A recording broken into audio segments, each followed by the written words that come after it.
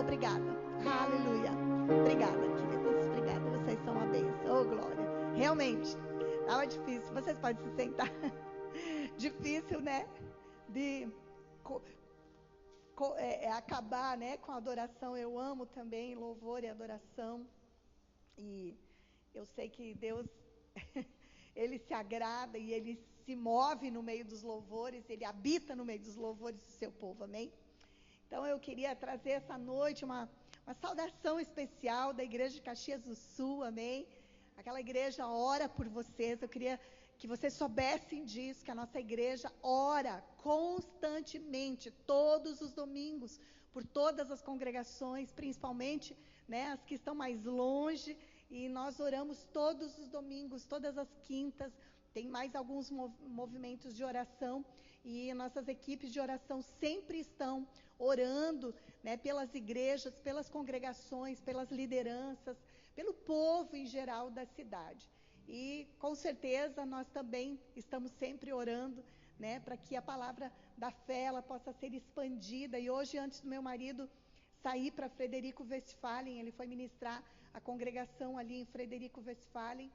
E quando ele saiu, eu disse para ele: amor, você já parou para pensar que esse final de semana uma bomba espiritual da parte de Deus, do Espírito Santo de Deus, ela foi lançada nessa região? Porque desde ontem nós temos equipes aqui nessa região, né? O pastor Gesiel e a Celinha estavam ministrando ontem ali no Verbo no Lar, em Passo Fundo, né? Também ontem meu marido, Peron e Ana foram no Verbo do Lar, lá em Cruz Alta, né? Então desde ontem a palavra da fé ela está se movendo nessa região. E eu acredito, amados, que é a palavra lançada com unção, regada com orações, regada por essa unção que flui através da palavra, né? O Espírito Santo está se movendo nessa região. E eu acredito que não só nessa região, mas todo o Rio Grande do Sul, eu creio que o Brasil está recebendo, né, muitas orações, e nosso país ele está se movendo em algo sobrenatural, aonde dias melhores virão, ainda que as circunstâncias possam estar mostrando que não, mas nós temos que ficar com o relatório do céu, amém, amados?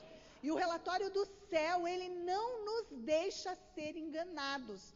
A palavra de Deus já falou que nos últimos dias nós veríamos guerras, rumores de guerras, nós veríamos apostasia, esfriamento, nós veríamos pais matando filhos, filhos aos pais, nós veríamos muita coisa ruim acontecendo. Mas ao mesmo tempo que essas coisas estariam acontecendo, coisas ruins acontecendo, a igreja, né, essa nova raça, esse novo povo que Jesus levantou conquistou, na verdade, né, por causa do sacrifício perfeito da cruz, ela se levantaria em vitória sobre a terra, com orações. Então eu creio, amados, que nós estamos vivendo esses dias e nós vamos ver muitos sinais e maravilhas. Nós vamos ver um crescimento muito grande nas igrejas. E eu tenho proclamado isso já faz um tempo, né? E eu tenho falado aqui também, a última vez que eu vim, eu disse, essa igreja vai ficar pequena, vai ter muita gente. E pensando na última palavra que eu trouxe nesse lugar, eu pensei no que eu poderia contribuir para avivar a igreja, para que a igreja pudesse ficar alerta sobre essas palavras que Deus tem derramado sobre o povo de Carazinho. Sabe, queridos, Carazinho, ela é uma cidade que às vezes parece pequena, mas eu não acho mais que seja pequena. É uma cidade grande como qualquer outra. Nós estávamos vindo aqui no caminho, eu disse, olha, mais uma igreja. Aí a mãe disse, tem muita igreja aqui na cidade. E eu disse, que bênção, melhor ter igreja do que bar, amém? Melhor ter igreja do que bar. Mas sabe, queridos, que ao mesmo tempo que é uma bênção ter mais igreja, eu penso que nós temos que ser igreja relevante. Amém, amados? Nós não podemos pensar pequeno e pensar que nós somos só mais uma igreja, né? Tem muita igreja aqui na cidade de Carazinho. Não, nós temos que pensar e planejar e fazer algo para que a nossa igreja seja relevante. Não estou falando em competir, não estou falando em querer ser a melhor, não é isso. Eu estou dizendo que Jesus chamou a igreja para fazer a diferença, amém? E nós temos que pensar como Jesus pensa, porque nós pregamos uma palavra que ela é pura, é uma palavra, nós não trazemos aqui dogmas, nós não trazemos para vocês livros complementares, indicamos boas leituras, mas a nossa regra de prática, de fé, é a palavra de Deus, amém? E a palavra fala que nós temos que ser uma igreja relevante. Nós temos que ser um povo aonde as pessoas, mesmo correndo, elas vejam que nós pertencemos a Cristo. Essa última canção que nós cantamos aqui, eu não conhecia ela, mas falava, né, que Jesus Cristo seja conhecido através de mim, não é isso? Jesus Cristo seja conhecido através de mim. E como que Jesus Cristo pode ser conhecido através de mim, se eu não mostro quem eu sou em Cristo, ou se eu não conheço quem eu sou em Cristo Jesus? E eu creio que vocês têm ouvido, né, constantemente quem você é em Cristo, que Cristo já fez por você, né, que você pode nele, né, que você tem autoridade do crente, que você é justiça de Deus, que você é guiado pelo Espírito de Deus. E todas essas palavras, essas mensagens, eu sei que você já ouviu em algum momento aqui, amém? Mas nós temos que fazer isso acontecer e brilhar lá fora, aonde nós estivermos. E para isso também nós temos que ter um certo comprometimento aqui dentro. Nós precisamos, sabe, queridos, nos desafiar. Eu creio que nós estamos eu estava conversando essa semana com uma irmã, uma ministra, e nós estávamos falando que 2023, o ano passado, foi um ano muito esquisito. Não sei se foi para você, talvez você se identifique, né? Mas nós estávamos falando que ano esquisito que foi 2023. Foi um ano que passou rápido, tão rápido, mas tão rápido, que a gente não consegue lembrar exatamente todos os eventos que nós vivemos em 2023. Algumas pessoas tiveram algumas coisas, alguns fatos relevantes, marcantes, como o nascimento de um filho, por exemplo, né, que marca a história, mas ao mesmo tempo, o ano passado foi tão rápido e algumas pessoas, muitas pessoas, na verdade, vieram compartilhar comigo dizendo: Rô, eu não sei como que o ano voou tão rápido que eu nem lembro o que eu vivi o ano passado. Parece que eu não fiz nada. Parece que eu fiquei apático, acomodado, eu não saí do chão, eu não viajei, eu não conquistei nada, eu não mudei nada. Eu olhei para trás e fiz aquele feedback. Sabe que todo final do ano, o ano da virada, aquela parte, né, no final do ano, a gente faz aquele feedback, assim, a gente pensa o que eu cresci, o que eu amadureci, o que eu regredi, porque às vezes a gente regride, né? Infelizmente. E muitas pessoas, assim como eu, pensaram e refletiram, eu não fiz nada, não conquistei nada, eu parece que eu não avancei, não me percebi, li poucos livros, uma coisa esquisita. Alguém está se identificando com isso? Eu quero dizer para vocês, queridos, que depois eu tive orando, né, a esse respeito, da nossa conversa e de todas as conversas que eu fui ouvindo nesse mês de janeiro. Eu fui ouvindo das pessoas conversando, já no final do ano ali eu já tinha ouvido muita gente queixando sobre isso. E eu disse: gente, claro, nós vivemos uma batalha espiritual como corpo de Cristo no nosso país.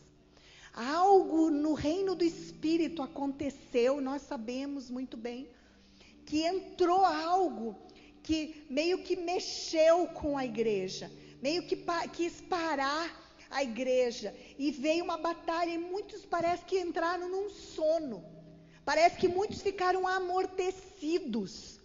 E ficou assim, parece que meio como já vinha um histórico de 2020 e 2021, no ano da pandemia.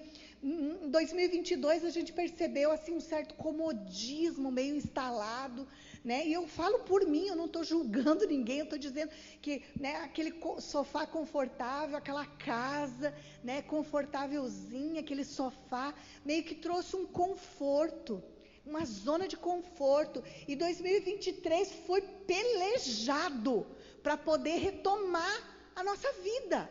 E foi pelejado para retomar os projetos e as coisas dentro da igreja, que de certa forma o povo estava acomodado.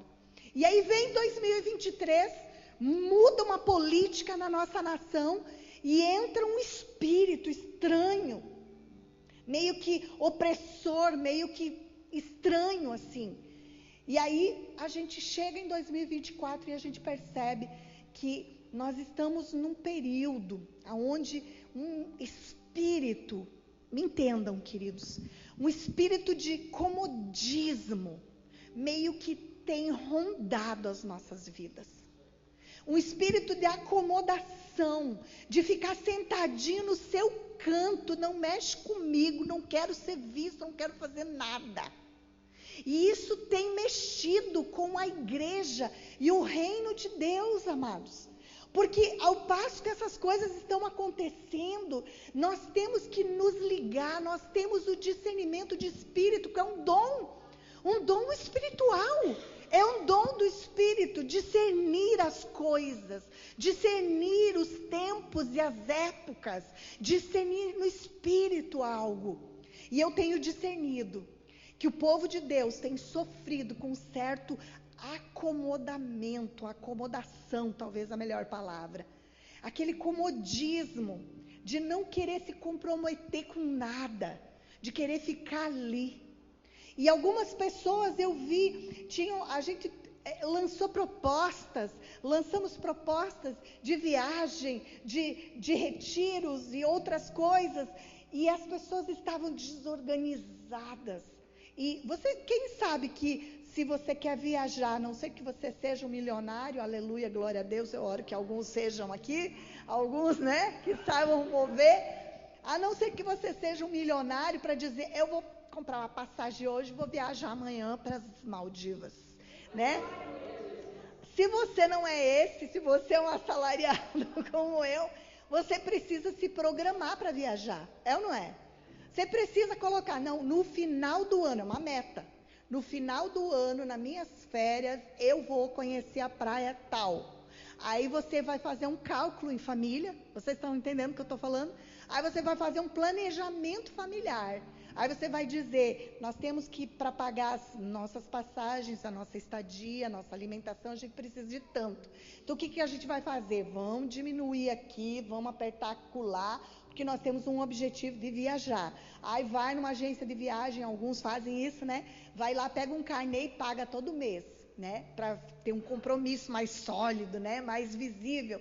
E vai pagando todo mês, chega no final do ano, a meta acontece. Mas sabe, queridos, que isso era muito comum no nosso meio. Mas desde 2029, eu não vi isso acontecer. Estou sendo sincera aqui, estou falando de coisas que a gente vive do cotidiano, do dia a dia. E eu fiquei me perguntando, cara, mas por que isso? O que está acontecendo com o povo de Deus? Será que, o que aconteceu com essa desorganização? E aí comecei a entender sobre isso. E sabe, amados, aí, a partir daí veio a mensagem, né? E eu coloquei um título assim, né? Servir te deixa mais vivo. Servir te deixa mais vivo. E sabe, queridos, que a igreja é um organismo vivo. Se a igreja, ela é a noiva de Cristo, se a igreja, ela é esse lugar onde as pessoas se movem, as pessoas fazem parte, é o corpo de Cristo, e o corpo de Cristo tem braços, né? Tem dedos, tem pernas, tem órgãos vitais, para que esse corpo de Cristo viva, né?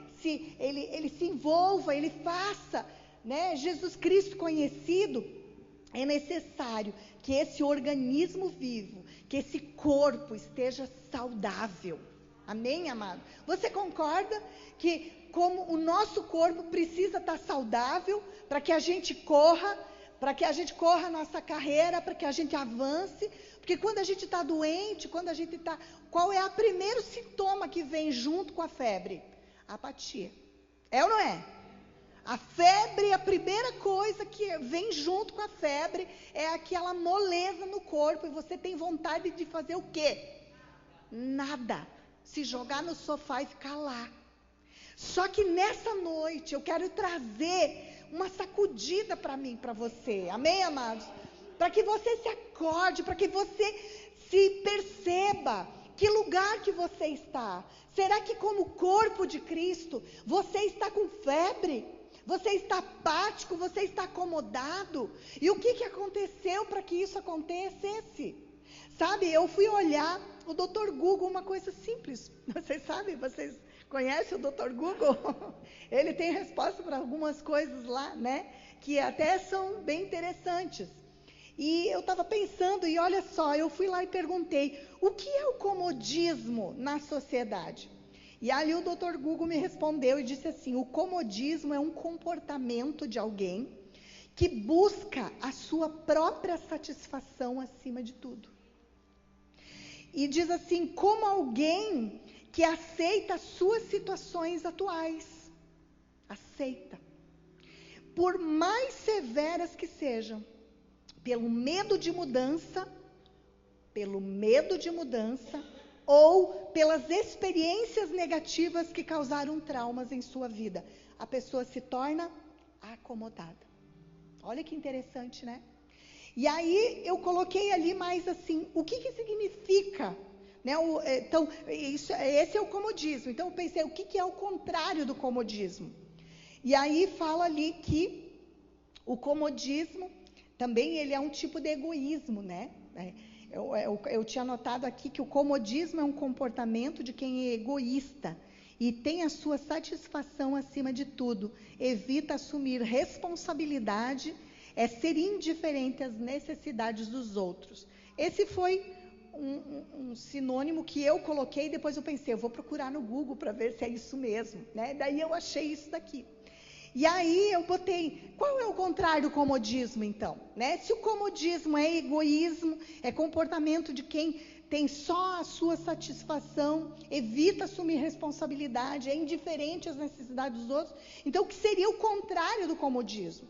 Aí fala lá, altruísmo. O altruísmo é o contrário do egoísmo, né? E diz ali, filantropia, abnegação, caridade, humanitarismo. Então, esse é o contrário de comodismo. E aí eu coloquei, quais as consequências do comodismo?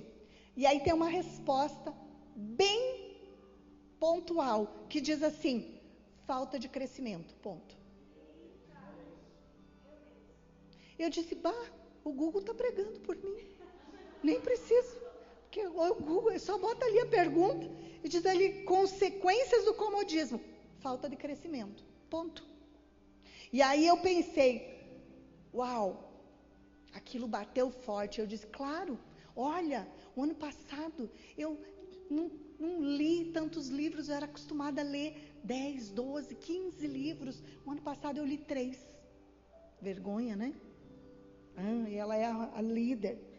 Não, queridos, acontece com qualquer um de nós. Foi um ano diferente mesmo, pesado, puxado, guerra, batalha, luta. E aí eu não me acomodei com essa situação. Essa é a verdade, porque eu fiz um feedback. E eu disse, cara, eu não nasci para ficar desse jeito. Não posso viver desse jeito. Não fui chamada para viver acomodada. Não dá. Não faz parte de mim. Eu sou filha de Deus, eu sou a igreja do Senhor. A igreja é mover, é vida. Então eu não posso ficar nisso. E aí eu botei lá de novo e diz, como sair do comodismo? E daí diz ali, elabore planos, trace metas, planeje ações, faça um passo a passo para chegar ao alvo. Uau! Aí eu disse, agora eu tenho a mensagem. Está tudo aqui. É isso. Nós temos um passo a passo. Nós descobrimos nessa noite o que é o comodismo, quais são as consequências, o que é o contrário do comodismo e como que eu faço para sair do comodismo. E aí eu fui para a palavra, eu disse, agora eu quero a palavra, porque eu vou ministrar a palavra, né? E o que Deus fala para nós a respeito disso? E aí eu queria que você abrisse Mateus capítulo 20. Mateus 20, do 25 ao 28. Deus é bom, amém? Deus é sempre bom. Eu amo o Senhor, porque Ele não deixa a gente ficar parado. E ali diz assim, Jesus, Mateus 20, do 25 ao 28. E ali Jesus disse assim, chamou os discípulos, tem um contexto mais acima, né, que fala a respeito, uma mãe queria que Jesus chamasse, colocasse os 2 filhos, um do lado, outro do outro, e aí teve uma discussão ali com os outros discípulos, e Jesus os chamou e disse, vocês sabem que os governantes das nações as dominam. Olha que informação interessante, né?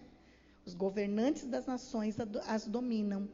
E as pessoas importantes exercem poder sobre elas. Aí, você acha que a igreja é importante? Muito. Então, veja o que esse texto está falando. Jesus disse isso aqui. E as pessoas importantes exercem poder sobre elas. Não será assim entre vocês. Ao contrário, quem quiser tornar-se importante entre vocês deverá ser servo. E quem quiser ser o primeiro deverá ser escravo.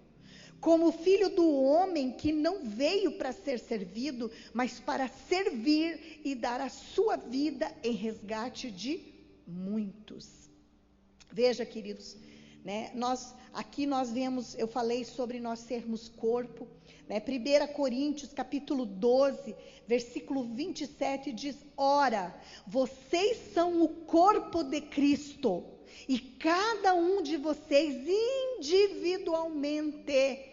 Isso aqui diz que a salvação é individual e que cada um de nós vai dar conta de si mesmos. E ele diz aqui que cada um de vocês individualmente é membro desse corpo. Mas sabe, queridos, que esse texto de Coríntios, capítulo 12, ele tem um contexto, e eu queria que você abrisse. 1 Coríntios, capítulo 12, versículo 12, e nós vamos ler esse contexto. 1 Coríntios, capítulo 12, do versículo 12 até o 27, nós vamos ler. E aqui está esse contexto, e diz assim, ora, assim como o corpo é uma unidade, embora tenha muitos membros, e de todos os membros, mesmo sendo muitos, formam um só corpo, assim também com respeito a Cristo, pois em um só corpo todos nós fomos batizados em um único Espírito, quer judeus, quer gregos, quer escravos, quer livres, e a todos nós foi dado beber de um único Espírito. Versículo 14, o corpo não é feito de um só membro, mas de muitos. Se o pé disser, porque eu não sou mão, não pertenço ao corpo, nem por isso deixa de fazer parte do corpo. E se o ouvido disser, porque eu não sou olho, não pertenço ao corpo, nem por isso deixa de fazer parte do corpo. Versículo 17 diz, se todo o corpo fosse olho, onde estaria a audição? E se todo o corpo fosse ouvido, onde estaria o olfato? De fato, Deus dispôs cada um dos membros no corpo segundo a sua vontade. Versículo 19 diz assim, se todos fossem um só membro, onde estaria o corpo? Assim há muitos membros, mas um só corpo. O olho não pode dizer à mão, não preciso de você. Nem a cabeça pode dizer aos pés, não preciso de vocês. Ao contrário, os membros do corpo que parecem mais fracos são indispensáveis. 23. E os membros que pensam serem menos honrosos, tratamos com especial honra. E os membros em nós que em nós são indecorosos, são tratados com decoro especial. Enquanto os que em nós são decorosos, não precisam ser tratados de maneira especial. Mas Deus estruturou o corpo, dando maior honra aos membros que dela tinham falta, a fim de que não haja divisão no corpo, mas sim que todos os membros tenham igual cuidado uns pelos outros. 26. Quando o membro sofre, todos os outros sofrem com ele. Quando o membro é honrado, todos os outros se alegram com ele. 27. Ora, vocês são o corpo de Cristo e cada um de vocês, individualmente, é membro deste corpo. Que texto maravilhoso, que está falando aqui sobre a individualidade e o valor de cada um dentro da igreja.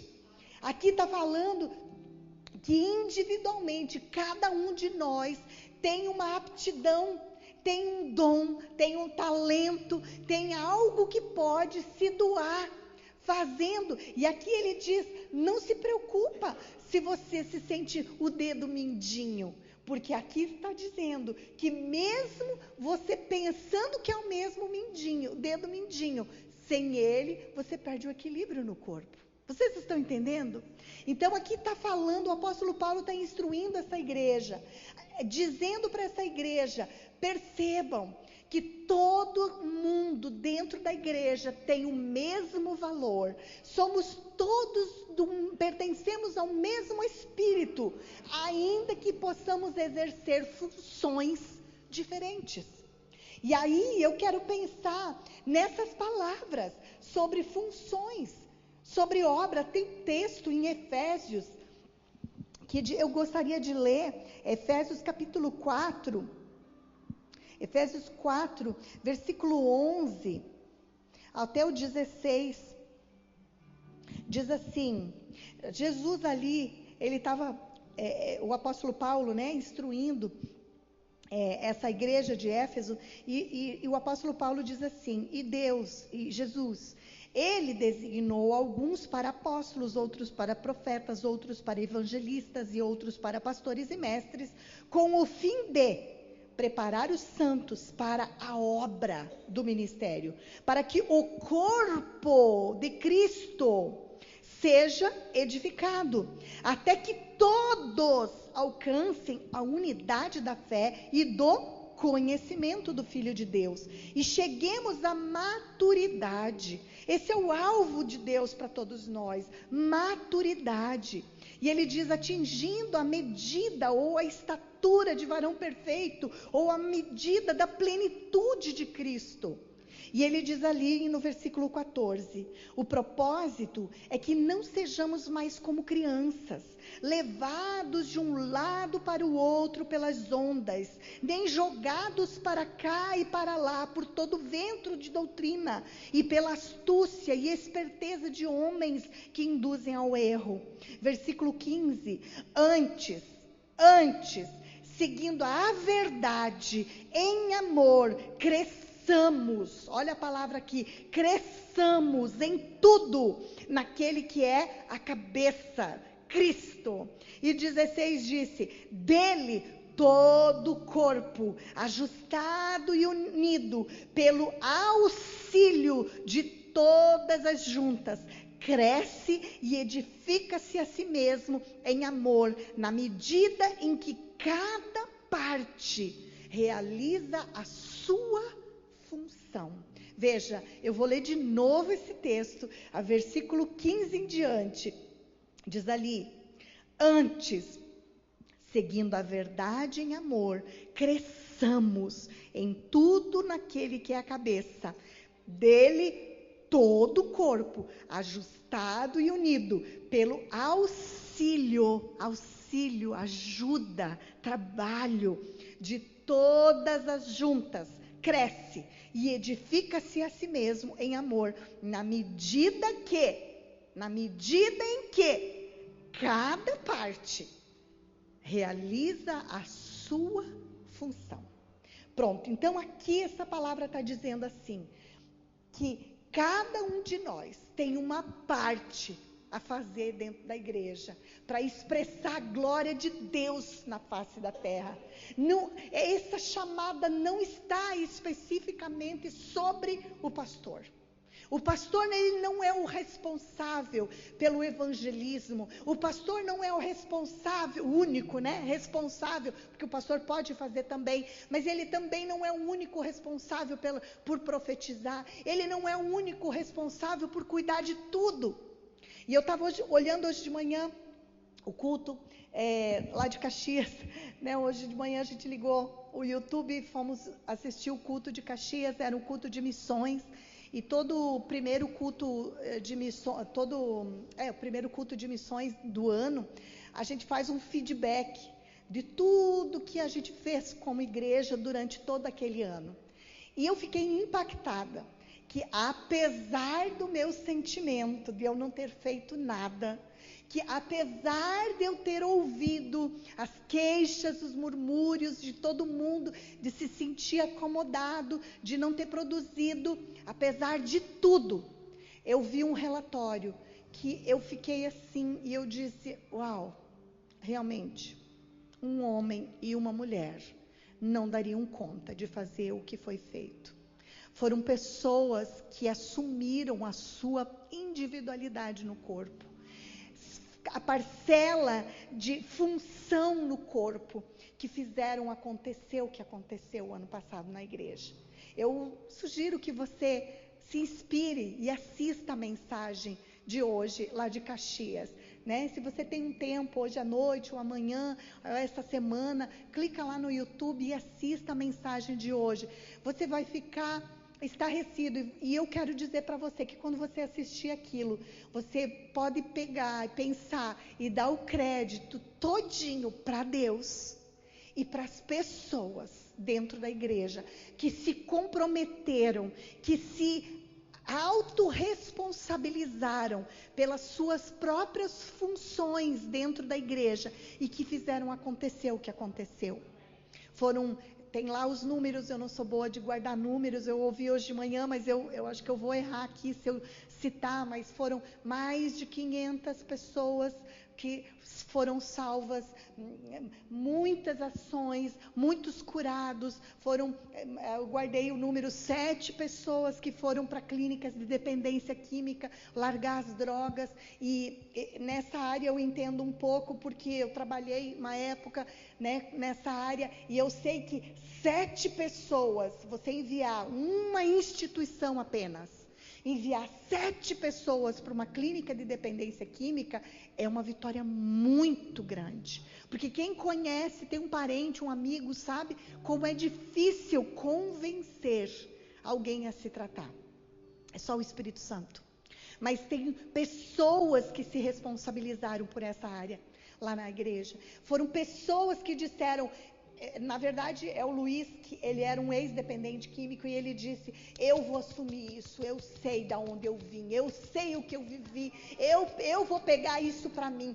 E, queridos, quando a gente vai conversar com ele, não é fácil, não é.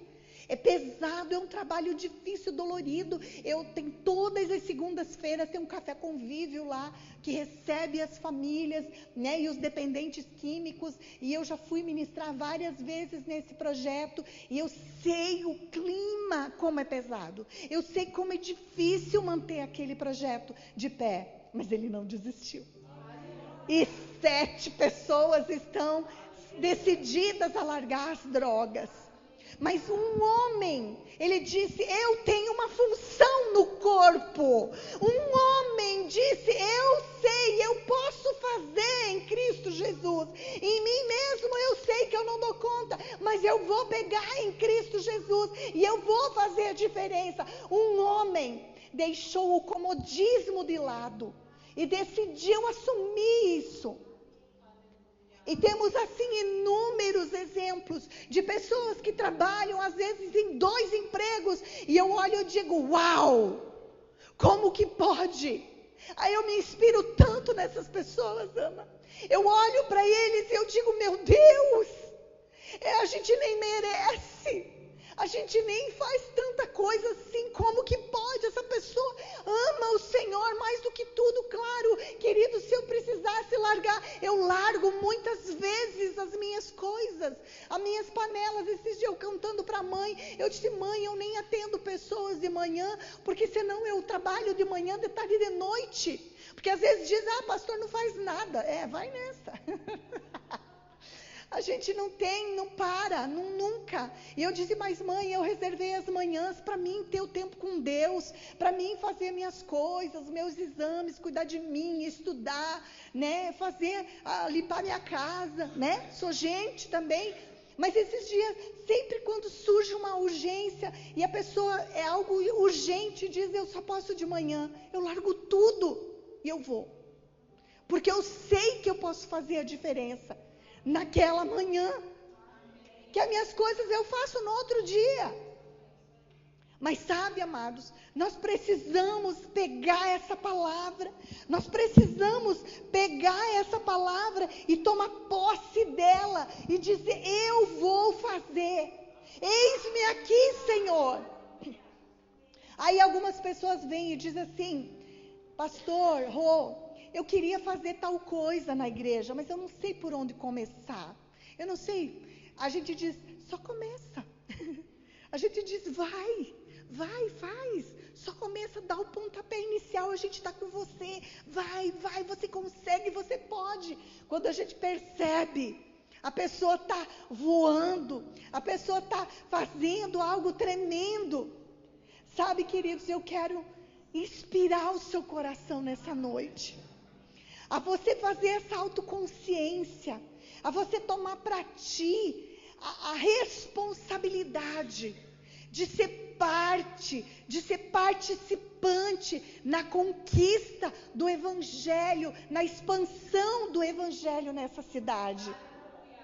Sabe, essa igreja, o Verbo da Vida, ela vai crescer quando você, cada um de vocês, pegar a sua parte, individualmente, a sua função, e você dizer, chegar essa semana e se apresentar e dizer, pastor, o que eu posso fazer para ajudar? Pastor, a Rosângela pregou domingo sobre a acomodação, e eu percebi que eu estava acomodado, e eu estou parado mesmo, e eu não estou crescendo, e eu estou paralisado, não tem nada novo na minha vida, e eu quero sair desse lugar, o que eu posso fazer?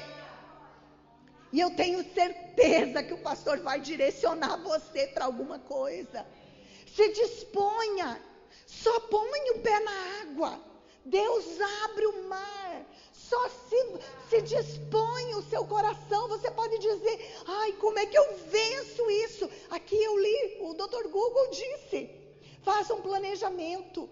Ore, diga, sabe, queridos, ninguém é tão ocupado nessa terra que não pode doar 1, 2 horas semanais para que o reino de Deus avance.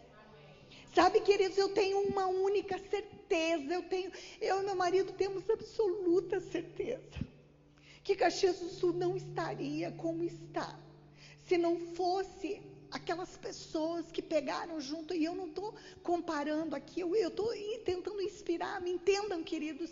Eu não sei o que aconteceu, eu acredito que é a palavra, é o Espírito Santo, é a mensagem que nós carregamos, amados. Nós carregamos uma mensagem que pode mudar e transformar a vida de pessoas.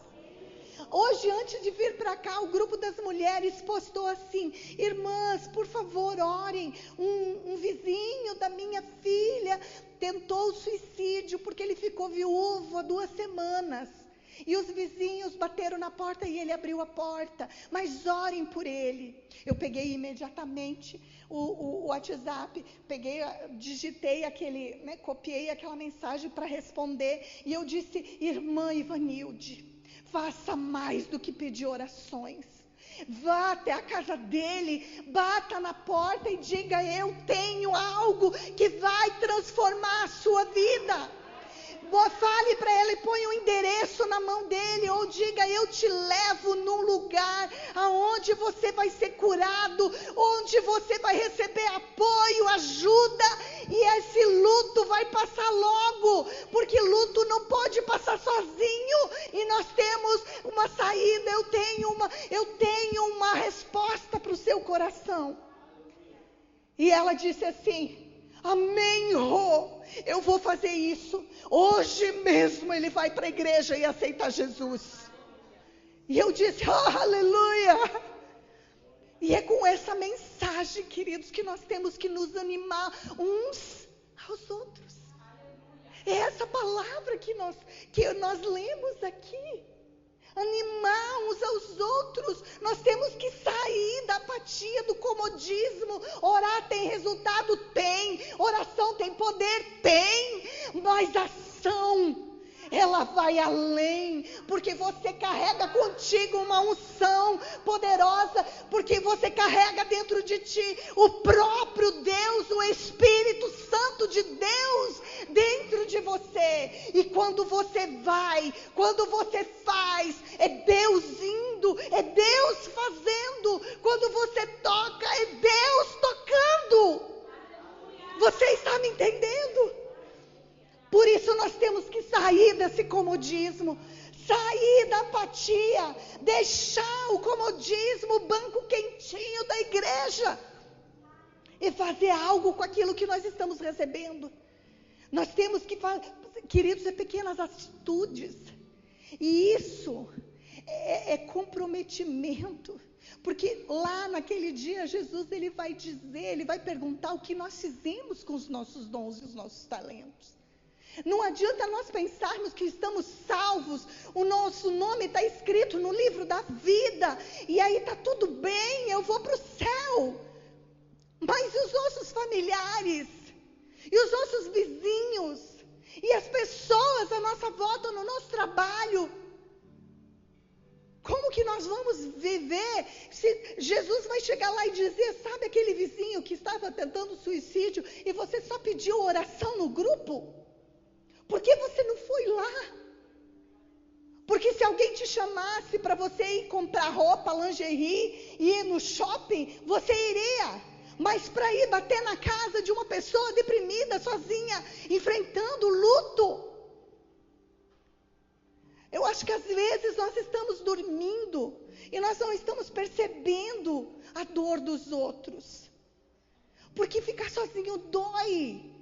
Eu tenho conversado e acompanhado algumas irmãs que ficaram viúvas recentemente, por causa desse Covid, muita gente faleceu, você sabe disso. E é doído. E não tem nada, eu não tenho nada para dar para elas, eu não posso falar para elas, eu não vivi isso. Eu não sei.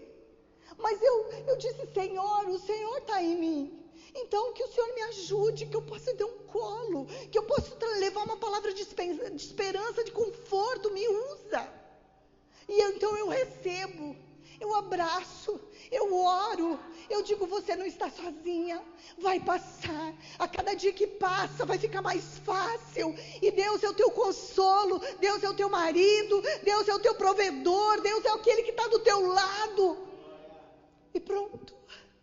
E é isso que elas precisam, não se sentir sozinhas. E foi por isso que Deus nos chamou para sermos corpo, ligado pelas juntas, juntando um, ajudando o outro. Nós temos muito para fazer nesse tempo, queridos. Eu creio numa igreja relevante aqui em Carazinho. Eu creio, mas essa relevância, ela vai passar por cada um de vocês. Não é só conta do pastor e a pastora, mas é de cada um. Se cada um de vocês assumir a sua função no corpo. Eu não sei que função eu tenho no corpo. Queridos, vai fazendo e tu vai descobrir. Algumas pessoas chegam lá para mim e dizem: aonde que eu começo servindo? Eu disse: você gosta de criança? Eu nunca trabalhei. Mas você está disposto? Eu tô. Então vai. Queridas, eu vou dizer para vocês, uma criança, ela dá trabalho. É certo que dá trabalho. Talvez você já ouviu até um murmúrio de uma tia da salinha, né, da igreja de criança, aí você disse, ai, Deus me livre, né? Mas, queridos, eu vou dizer para vocês, é o melhor lugar que a gente pode começar a servir. Porque Jesus disse que deles é o reino de Deus. Com uma criança, nós podemos aprender a simplicidade das coisas, a pureza do coração.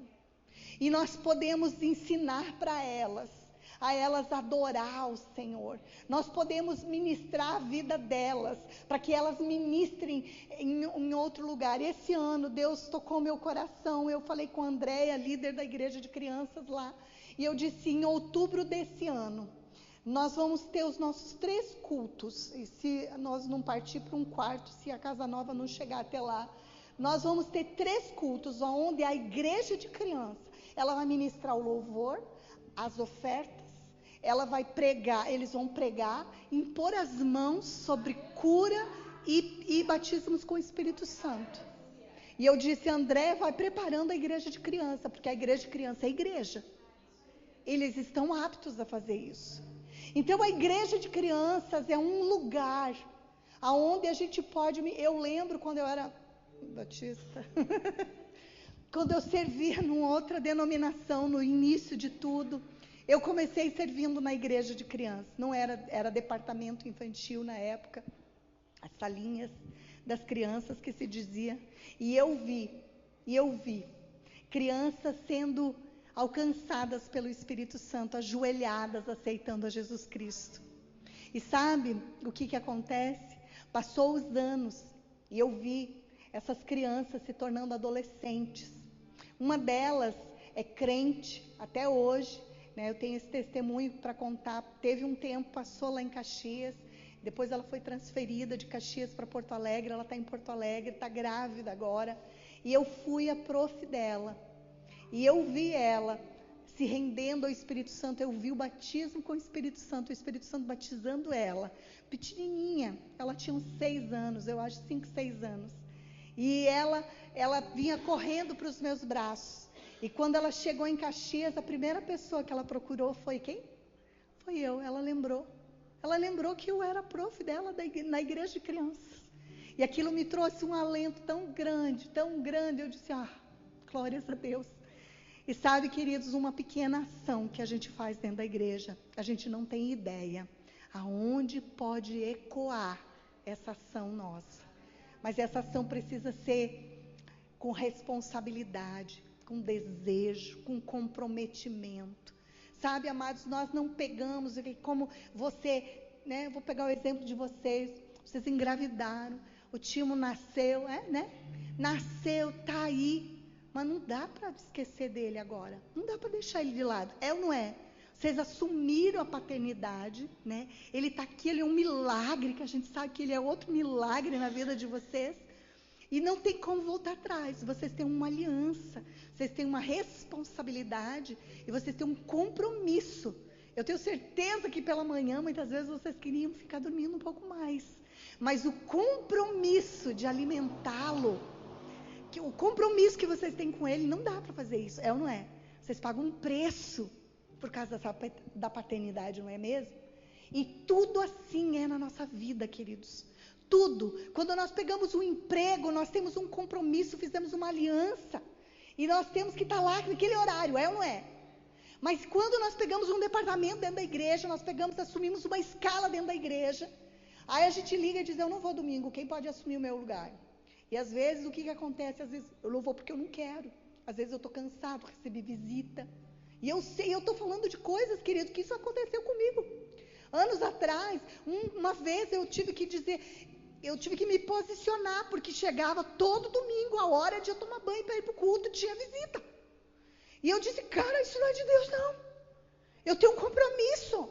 E aí eu ficava com vergonha de dizer para a visita, eu tenho uma escala na igreja, eu tenho um compromisso, eu tenho uma responsabilidade. E eu ligava, furava a escala, furava o meu compromisso. E eu fiz isso muitas vezes. Até que um dia o Espírito Santo me deu uma sacudida e disse, cara, você tá ou não tá comigo? E eu disse, eu tô, Senhor, eu tô. Então pronto. Quem é que manda na tua casa? Quem é que tem autoridade na tua casa? Eu disse, Senhor, meu marido e eu. Então pronto, quando a visita chegar, você vai dizer, eu tenho um compromisso. Eu tenho uma responsabilidade, você me perdoa. Você vem outro dia, vamos marcar outro dia. Mas hoje eu tenho responsabilidade, eu tenho uma escala, um compromisso na minha igreja. Se você quiser ir junto, vamos. Vai ser uma bênção, mas eu não posso faltar o meu compromisso. Vocês estão me entendendo, amados? Sabe, queridos, quando nós assumimos algo dentro da igreja, nós precisamos entender que é responsabilidade, que é comprometimento. E que nós temos que pensar. Esses dias eu estava analisando uma questão que aconteceu lá, sobre uma escola que fechou lá.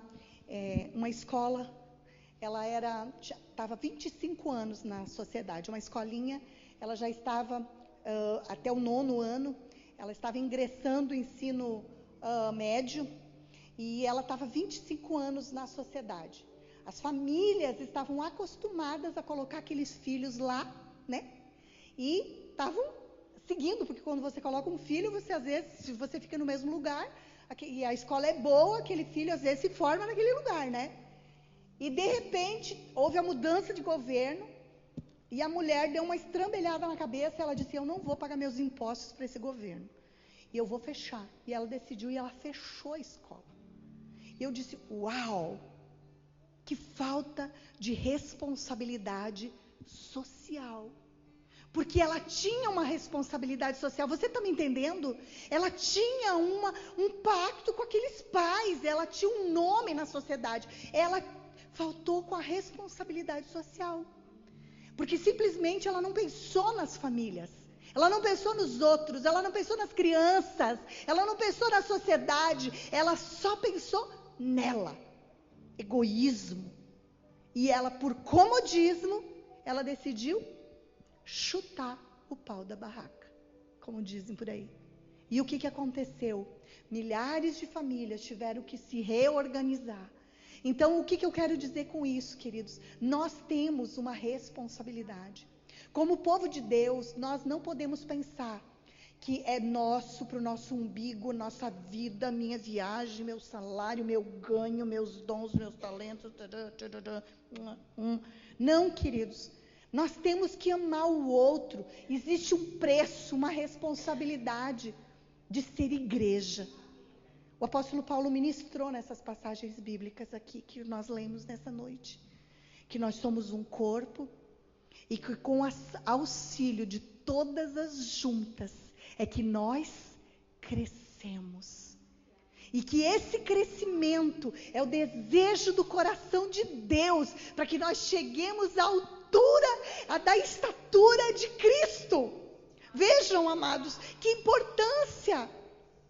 E quando um povo, ele está unido com o mesmo propósito, no mesmo espírito, pegando, se ajudando, levantando, quando um cai, o outro levanta. Queridos, nós precisamos levantar uns aos outros. Ai, aquele irmão pecou de novo. Não, queridos, vai lá e diz, meu querido, vem cá, Jesus não te condena. Lembra da mulher adúltera? Os fariseus estavam todos jogando a lei, apedreja, a lei diz, apedreja, todos eles, Jesus escrevendo na areia. E aí vieram os fariseus testar Jesus e disse, e aí, mestre, o que diz a lei? Você não vai fazer nada? E ele diz, aquele que não tem pecado, atire a primeira pedra. E ele calou os fariseus, os hipócritas. E queridos, dentro da igreja, nós não somos diferentes. Se um caiu no pecado sexual, pode ter certeza, olha para dentro de você, para ver se você não pecou na mentira. Talvez você não desejou algo que não era seu. Talvez você falcatruou. Talvez, sei lá, em algum momento ou outro, e nós não somos perfeitos 100%, queridos. Quem nós somos para tirar a pedra naquele que pecou, um pecado visível? E o teu que está escondido debaixo do tapete? Deus vê. Então que nós não sejamos hipócritas, que nós não sejamos aqueles que vão pisar em cima, que nós vamos ser aqueles que vão estender a mão e dizer: Jesus não te condena, nem eu, levanta, te arrepende, deixa o pecado, vai e não peques mais. Eu te ajudo o que você precisa para levantar a cabeça, eu estou aqui. É para isso que Deus nos chamou, queridos. É para isso que Deus nos chamou, para ser igreja, amém, amados? Deus é poderoso, Deus é maravilhoso. Em Mateus 7,12 diz assim: em tudo, façam aos outros o que vocês querem que eles façam a vocês. Pronto. Lucas, capítulo 22, 27. Jesus, numa conversa com seus discípulos, ele diz: quem é o maior? O que está à mesa ou o que serve? Não é o que está à mesa, mas eu, Jesus disse, eu estou entre vocês como quem serve. Que esse exemplo de Jesus, de serviço voluntário, comprometido, quando nós lemos e nós dizemos: colocai Deus e o seu reino em primeiro lugar e a sua justiça, e todas as coisas serão acrescentadas. Coloque Deus e você vai ver todas as coisas sendo acrescentadas. Experimente ser fiel no pouco, para ver se o muito Deus não vai te acrescentar. Experimenta. Sabe, amados, nós precisamos largar o comodismo. É noite de nós fazermos uma reflexão e pensar o que nós estamos sendo no corpo. Qual é a nossa função no corpo? Eu estou sendo relevante na minha comunidade local? Eu estou sendo conhecido nos lugares aonde eu vou por um cristão ativo? Ou será que eu sou um cristão passivo? Um cristão que não abre a boca, que não testemunha, que não professa fé. E sabe, queridos, esse cristianismo também precisa começar dentro da nossa casa. Porque não dá para ser aqui só no domingo e na quinta-feira. Nós precisamos ser aqui o que nós somos em casa.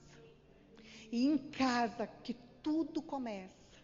E é em casa que nós temos os nossos primeiros discípulos. E é em casa que nós temos a oportunidade de exercer o verdadeiro cristianismo. Servindo a nossa esposa, servindo o nosso esposo, servindo o nosso filho, com alegria, com contentamento e gratidão. Tirando a murmuração da nossa boca, tirando as palavras negativas, pejorativas, dando peteleco na cabeça das crianças e dizendo: sai daí, seu burro. Não, queridos, a nossa boca, ela foi feita para abençoar. A Bíblia diz que tem poder nas nossas palavras, poder de vida ou de morte. Jesus diz: escolhe a vida. Declara vida sobre seus filhos, declara que ele é santo, declara que ele é inteligente, declara que ele é manso, declara que ele é santo, que ele é calmo, declara que ele é inteligente. Você vai conseguir, filho, você pode. Declara coisas boas. Não fale do seu cônjuge na frente do seu filho: ah, o seu pai é um banana, ah, sua mãe é preguiçosa. Não, queridos. Esses dias eu vi um testemunho da minha filha, e eu fiquei tão impactada com ela, e eu estou dizendo, não estou engrandecendo nada, porque na verdade a gente é bem falho mesmo, a gente é comum, né? Temos nossos dias e dias, né? Mas eu nem imaginava o tanto que eu tinha influenciado a minha filha mais velha, né? E a mais nova também, com certeza. Só que a mais velha caiu as fichas, né? Tá mais velha. né? Caiu as fichas e ela disse: eu nunca vi meu pai e minha mãe brigando na minha frente. E daí nós tiramos férias esses dias e eles foram juntos e meu marido debochado e nós estávamos num momento largado e eu disse: essa tua barriga tá feia. E aí ele disse: para com isso, olha o teu cabelinho branco. E nós começamos, né, num negocinho assim, né? E aí dali a pouco eu disse: o que nós estamos fazendo? Nossa filha, nosso neto tá aí, ó. Para com isso, né? Esses dias a guria disse que nós não tínhamos brigado na frente dela, agora nós estamos fazendo isso depois de velho. Vamos criar vergonha na cara. E aí, de fato, não que nós não tivéssemos brigado, a gente até brigava, discutia bastante até, cochichando, de porta fechada no quarto depois que elas dormiam. E isso trouxe para elas uma coisa diferente, um reconhecimento, honra, um modelo, uma inspiração, né? E de fato, sabe, amados, o nosso testemunho começa em casa. Eu queria que você se colocasse de pé. Eu queria orar nesse momento. Eu sei que eu poderia ainda falar muitas coisas e eu sei que eu passei, eu botei no cronômetro. Eu disse: eu vou pregar 50 minutos. E está 1 hora. Então, tudo bem, né? Mas eu sei, amados, que aquilo que foi ministrado nessa noite, não fui eu, foi o próprio Espírito de Deus, para crescimento nosso, como igreja, amém? Eu espero que você me ame, que você não pense que eu vim aqui trazer uma palavra encomendada, não vim. Eu vim aqui inspirada pelo Espírito, movida pelo Espírito Santo de Deus. E eu sei que Deus quer nos ajustar como igreja nesse tempo. Porque o mundo precisa da igreja. O mundo precisa da igreja. Mas a igreja precisa acordar. Você entende isso? A igreja precisa acordar. A igreja precisa se colocar no lugar dela e cumprir a sua função. Amém? Coloque a mão no seu coração. Pai, em nome de Jesus, eu quero orar, Senhor, nessa noite com essa igreja maravilhosa, Pai. Eu creio, Senhor, que essa cidade tem muito a receber através de cada irmão, de cada irmã que aqui está. Eles são corpo de Cristo. O Senhor tem dado a cada um deles dons e talentos. O Senhor tem dado a eles, Senhor, poder e autoridade no Teu nome, para fazer obras iguais às suas e obras maiores, Tu disseste na palavra.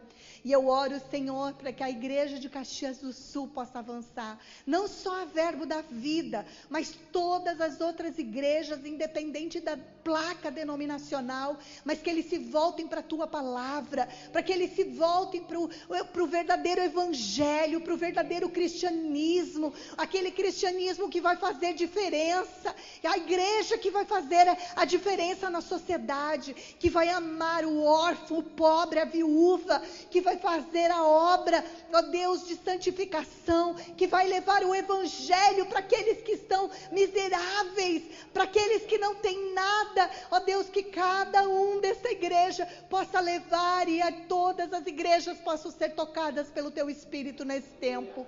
Pai, em nome de Jesus, que Carazinho seja conhecida, ó Deus, nesse lugar, não só como a maior região de entroncamento rodoviário, mas que essa cidade seja conhecida pelo grande avivamento do Espírito nas igrejas. Pai, no nome de Jesus, que cada homem, que cada mulher que aqui está, hoje possa fazer uma aliança com o Senhor, de servir com compromisso, com entendimento nessa igreja, que possa assumir o seu papel, a sua função, e, ó Deus, e fazer com que o Teu Espírito alcance outros, através de cada um, em nome de Jesus. Eu oro, Senhor, para que não haja falta, mas que haja sobra. Eu oro, Senhor, pelos armários e geladeiras cheias de mantimento. Eu oro, Senhor, para que as dívidas sejam pagas, mas para isso que chegue trabalho, que chegue ideias novas. Eu oro, Senhor, por ideias novas, por algo novo, ó Deus, por pessoas que estão há anos com a mesma tinta na parede, que seja trocada, que seja, ó Deus, um início vício, ó Deus, de tirar o comodismo. Eu oro, Senhor, por pessoas que faz anos que estão operando na mesma profissão, sem nenhuma atualização. Eu oro, Senhor, por eles se comprometendo, se atualizando, fazendo um curso, fazendo uma mentoria para melhorar o seu serviço. Eu oro, Senhor, para que essa sacudida do Teu Espírito possa acontecer nos relacionamentos conjugais, nas famílias, na igreja, no trabalho, em todas as áreas, Senhor. Para que, ó Deus, a Tua igreja possa ser levantada, poderosa nessa cidade, e ser conhecida como a igreja de Cristo, o corpo de Cristo. E que as pessoas possam reconhecer palavras, atitudes, vivências, na face de cada irmão, a Tua glória manifesta, em nome de Jesus Cristo.